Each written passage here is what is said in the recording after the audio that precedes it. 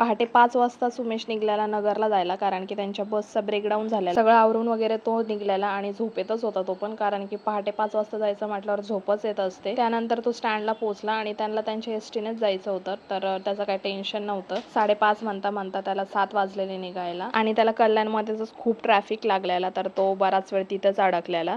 त्यानंतर आमची पण सकाळ झालेली. आज डमरूसाठी मी बनवलेले ओट्स आणि बेसनचे चिले, त्याच्यासाठीच नाही तर माझ्यासाठी पण बनवलेले, कारण की दुसरं काही बनवायची इच्छा नव्हती. म्हटलं हेच जरा टेस्टी आहे आणि हेल्दी पण आहे, तर हेच आपण पण नाश्ता करावा. आणि आज मम्मीचा उपवास होता, तर तिने साबुदाणा भिजत घातलेला. दुपारी खिचडी बनवायची होती. नाश्ता वगैरे झाला आणि डमरूला पण झोपायची वेळ होती. त्याला पण औषध वगैरे दिले, आंघोळ वगैरे घातली आणि त्याला झोपू घातलेलं, पण काय तो झोपतच नव्हता. इतका रडत होता आंघोळ घालून पण. मग शेवटी मी त्याला बाहेर काढलं आणि थोडा वेळ खेळवलं. तोपर्यंत माझ्या मम्मीने इकडे साबुदाण्याची खिचडी बनवलेली. आणि आज माझी करामत बघा मी काय करत होते. चॉपस्टिक्सनी मी ट्राय करत होते साबुदाणा खिचडी खाण्याची. पकडता तर येत नाही, पण ठीक आहे, मी ट्राय करत होते. संध्याकाळी चाललेला डमरूचा धिंगाणा काय ना काय तो पसारा करतच राहतो. कपाट वगैरे खोलून सगळं सामान तो बाहेर काढत असतो. म्हणजे लेकरं सांभाळणं खूपच अवघड काम झालेलं आहे. तर असा होता दिवस. भेटूया उद्याच्या व्लॉगमध्ये. काळजी घ्या. चॅनलला सबस्क्राईब करा. Bye bye.